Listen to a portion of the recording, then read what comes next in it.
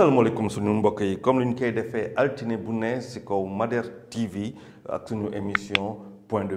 vue je vous rappelle encore une fois mun ngeen ko seetaan sur www.maderpost.com wala les applications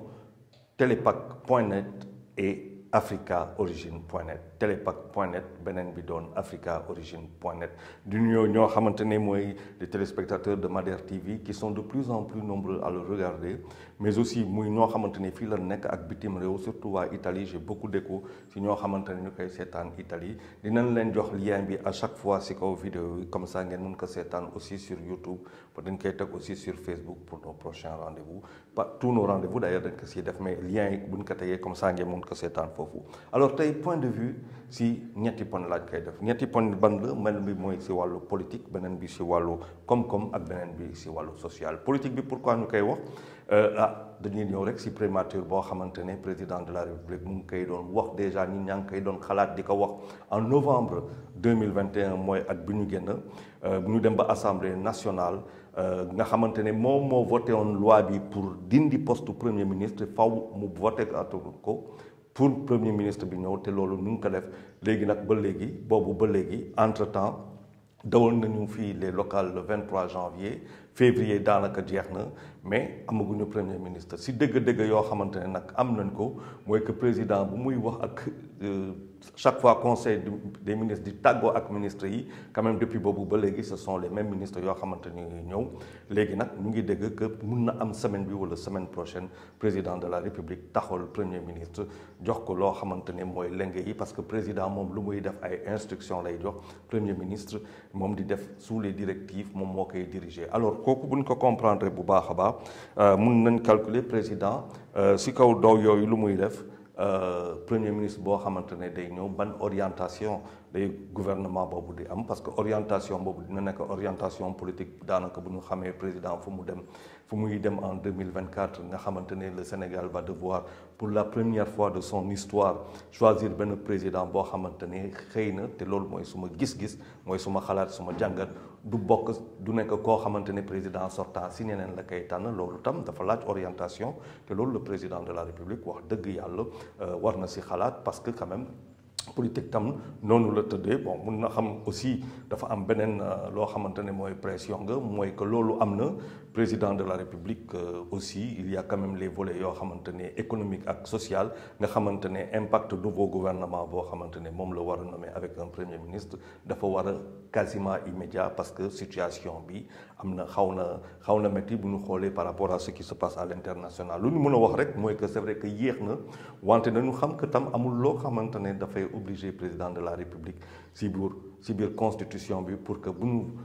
assemblée nationale décider tout de suite retour au premier ministre président am obligation nommé ko loolu amul loo xamante ne bind nañ ko ci kaw téere yi pour que président mën ko def lu ñu mën a wax rek mooy dafa am loo xamante ne moom mooy la courtoisie républicaine bon mën nañ ne quand même que le président est dans les temps surtout que entre-temps dund nañu les locales dund nañu loo xamante ne moo doon le 6 février chaque fois duñ ko fàtte mooy la victoire des Lions ak le grand bonheur boo xamante ne Lions yi am nañ ko mais léegi ñu ngi dem ci yeneen te législative yi dina fi ñëw d'ailleurs par rapport à législative yoo xamante ne ça va être le 31 juillet prochain inchallah ci wàllu politique beneen quand même on peut dire quelque chose mooy que dafa am le frère du président de la République Aliou Sall ancien maire de Guédiawaye boo xamante ni moom dafa am foofu défaite parce que koo xamante ni moom mooy Ahmed Aïdara bokk ci Yewwi Askan Wi coalition Yewwi Askan Wi moom moo mujj jël ndàmb fële Guédiawaye ci ville Guédiawaye jël mairie bi abar le frère du président de la République Aliou Sall a décidé de mettre en place benn mouvement bu ñuy wax renfort nag nekk loo xamante ne mooy rencontre nationale des forces républicaines pour le travail comme lu mu ko waxee sànq Aliou Sow créé benn mouvement politique bu bees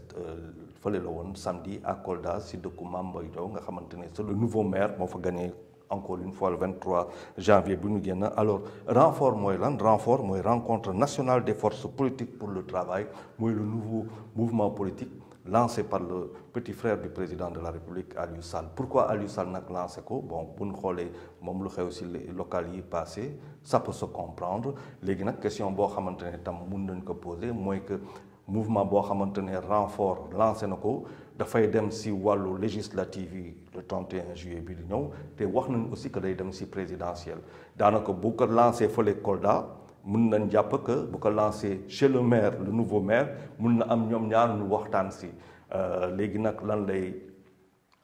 impact boo xamante ne mun na am du point de vue local xëy na dina fa am impact parce que foofu la ko annoncé donc avec la base boo xamante ne mooy base Mame Boye Diao xëy na foofu am na fa lu mu fay jël Guédiawaye aussi am na loo xamante ne mu ngi koy jël c'est vrai que Ahmed Aïdara am na lu mu gagné mais bon quand même Aliou Sall am na fa tam base maintenant nag du point de vue de la national du point de vue national mooy daanaka fépp si biir dëkk bi nun koy population yi lu ñu koy apprécier ban jàngat la si lañ siy def et ban impact lay am loolu beneen question la xam naa liggéey boo xamante ne mun nañ ko xalaat moom si moom lay def parce que nee na dina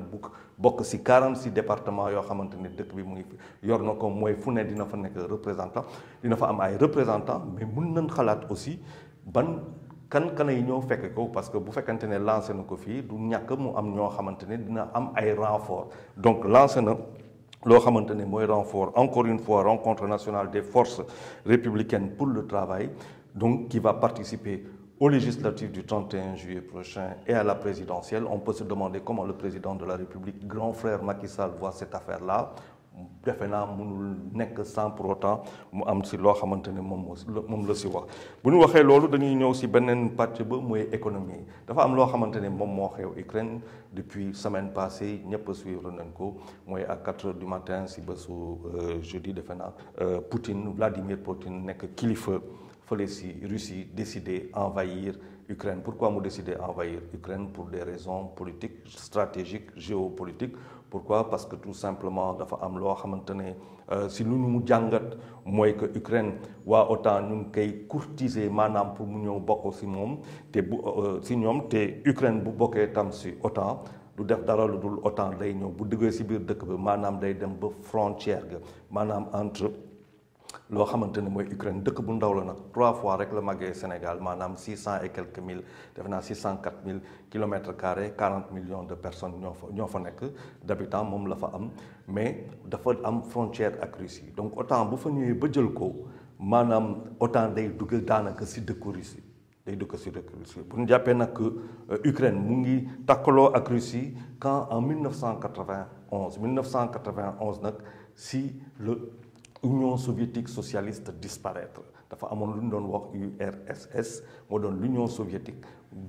existé après la guerre mondiale bu ñu defee après la deuxième guerre mondiale si la existé 1991 sous Gorbatchev si le grand ensemble boobu tas noonu la yenn dëkk yi nag jël seen indépendance Ukraine daanaka fa la jëlee indépendance est-ce que Ukraine déclaré na nag coow am na ñeneen ñu ne déclaré wul à l'ONU ses frontières mais loolu beneen wax la parce que pour nga déclarer foog nga am reconnaissance mooy ñoo xamante ni ñoom nga takkaloo mais aussi avec une certaine communauté loolu beneen problème boo xamante ne moom la ñu teg mais si gannaaw loolu nañ jàpp daal que Ukraine a été envahie par les forces russes léegi loolu am na incidence pourquoi mu am incidence parce que guerre boobu tax na daanaka pétrole ba njëg ba yokku pétrole ba moom mu ngi nekkoon autour de 75 mu ngi doon fluctuer daal si ay $75 baril ba 80-90 di wàccaat mais dem na ba passé $100 loolu nag bu ko passé day am ay impact maanaam si njëg ba si àdduna ba te mun na am impact Sénégal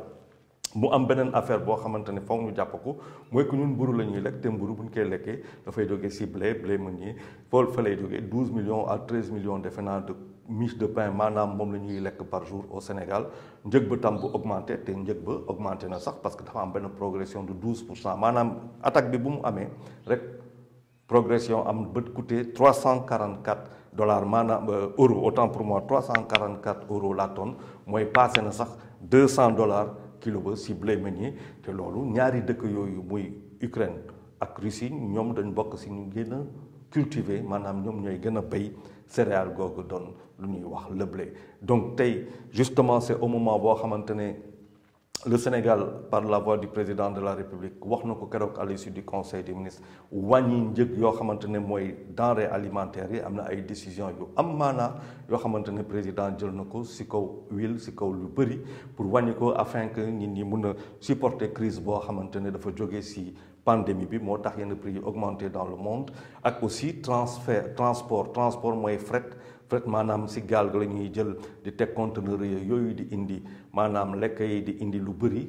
technologie ak lu bëri si biir dëkk yi loolu moo manqué parce que Chine dafa xaw a taxaw téye ay mbiram loolu moo tax prix yi explosé dans le monde. Naturellement, le président a pris des mesures, mais Abdoulaye Daouda Diallo doon ministre des Finances et du Budget moom garantir na si benn rencontre bu am solo c'était vendredi avec ministre du Commerce Aminata Assome Diatta wax bu am solo mooy que quand même Sénégal tollu na foo xamante ne am nañ encore manœuvre maanaam mun na am yokkute am sur kaw prix yi mais Sénégal am na marge de manœuvre bu koy may mu mun a supporter wante nag ba kañ loolu dañuy espérer rek que incidence yooyu du mun a may du yàgg guerre bi benn du yàgg trop parce que bu yàggee dañuy sonn ñëppay sonn si àdduna bi mais ñun ñooy gën a sonn parce que suñu lu ñuy lekk lu ñuy consommer daanaka yëpp bitim réew lay jógee donc il a raison d'anticiper donc nee na gouvernement bi anticiper na pour population yi daal bañ a yéeg en tout cas mu bent si ñoom. Du point de vue social pour finir dafa am loo xamante ne moo fi newoon pendant 4 mois xale yi jànguñu pourquoi parce que dafa amoon ay syndicats du G7 ñu décider que ñoom dañu dem grève pendant 4 mois parce que le gouvernement respecté wu doon kàddu yi mooy mooy loo xamante ne base bu ñu doon waxtaan si biir loo xam moom la ñu déggante depuis plusieurs années gouvernement mosu ko respecté moom la ñu waxoon loolu nag dem ba tar ba nga xamante ne waxtaan nañu semaine gële y avait pas eu d'accord mais bu ñu génnee si waxtaan bi semaine bi passé bu ñu si génnee 5 sur 7 ñoom ñoo nangu tout de suite lever seen mot d'ordre pour retourner rapidement dans les classes daanaka pour joxe cours yi afin que xale yi rattraper retard est-ce que ni ñu mën a rattraper seen retard nag loolu beneen question la parce que ils ont atteint carrément des limites extraordinaires pour nos enfants alors ñoo xamante ne ñoom ñoo nangu en tout cas lever seen mot d'ordre muy CEL-A SNE LAS FC UDEN ak SIEN ñaar ñoom ñoo nangul en fait ñoom waxu c'est pas que nanguñu wax dañu ne dañuy dem waxi ak seen base de retour de discussion avec seen base si nañuy wax seen position est-ce que dinañ lever le mot d'ordre ou non muy le SAEMS ak le CUSEMS donc du point de vue social loolu mooy la grande interrogation aujourd'hui est-ce que ñaar yooyu muy SAEMS et CUSEMS ils vont lever le mot d'ordre pour rejoindre ñeneen ñi afin que xale yi mën a retourner dans les classes enseignants itam retourner dans les classes. Je rappelle que ce sont les enseignants qui ont fait une grève pendant 4 mois, qui coûtent excessivement cher à l'État du Sénégal, qui coûtent excessivement cher aux parents et surtout aux enfants. Pendant 4 mois, ils n'ont pas appris grand-chose et c'est l'avenir du Sénégal qui est dans cette situation qui est assez dommageable pour elle. Il faut dire que le gouvernement quand même am na loo xamante ne nangu na ko maanaam mooy yokk masse salariale pour enseignants yi masse salariale googu c'était 69 milliards par mois maanaam mois bu ne muy contribuable yi suñuy impôts yi bu ñu fay impôts yi wala taxes yi wala douane yi importateurs yi ak yooyu yëpp bu ñu jëlee xaalis ak loo xamante ne bitim réew lay jógee chaque mois dañuy jël 69 milliards ci xaalis boobu jox ko enseignants yi daanaka nag c'est quand même près de 100 000 enseignants par mois gouvernement jël 69 milliards yooyu 69 milliards ma waxaat ko mu leer yóbbu ko ba 98,8 milliards daanaka boo xoolee bu baax progression bi c'est près de 50% jege na ko c'est entre les 49% yoo xamante ni c'est une augmentation qui passe de 69 milliards par mois à 98 milliards, un peu près de 99 milliards par mois, c'est considérable comme augmentation. Bon, loolu nag bu ñu jàppee loolu am na il va lu ñu mën a souhaiter mooy que gouvernement mën a am xaalis googu pour que chaque mois ñu bañ a am problème parce que bu bëri les régler c'est quand même une augmentation comme je le disais encore substantielle mais il faut définitivement que ce problème soit réglé nga xam ne pendant 5 ans 10 ans 15 ans wala 20 ans ñuy wax leneen lu dul ay grève aux enseignants pour la seule et simple parce que amuñu loo xamante ne loolu bëgg a am Donc il y a des avancées qui ont été significatives. On peut dire, comme je l'avais dit une fois, que l'année 2022 semble être une année charnière pour le Sénégal, en tout cas si wàllu sport basket bi bu ñu xoolee xale yi aussi joué nañu fii Sénégal te ñu ngi war a waaj a accueillir beneen compétition bu am maanaam mooy le Basket African League professionnel bu sunu compatriote bokk ci nekk defe naa président en tout cas liggéey si bu baax a baax muy Gallo Fall.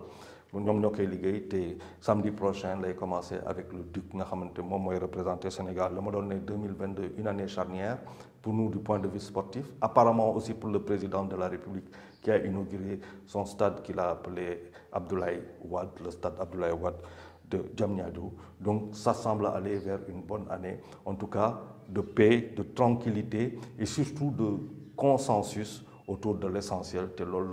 Maintenant, il reste à prier pour que cela soit ainsi. D'ici là, je vous souhaite une excellente semaine et vous donne rendez-vous lundi prochain, encore une fois.